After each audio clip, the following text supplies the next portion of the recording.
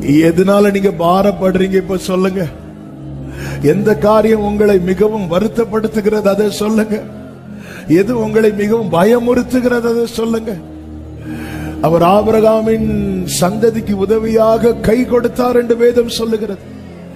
நமக்காக கரத்தை நீட்டுகிறவர், உயரத்திலிருந்து கை நீட்டி ஜல பிரவாகத்தில் இருக்கிற துன்பம் என்கிற ஜல பிரவாகம், வருத்தம் என்கிற ஜல பிரவாகம், வேதனை என்கிற ஜல பிரவாகம், கொஞ்சம் கொஞ்சமாய் மூழ்கி கொண்டிருக்கிற சகோதரி, கொஞ்சம் கொஞ்சமாய் மூழ்கி கொண்டிருக்கிற சகோதரா, இயேசுவை நோக்கி கூப்பிடு, இயேசுவை நோக்கி கூப்பிடு. உனக்காக அவர் உயரத்திலிருந்து கை நீட்டி.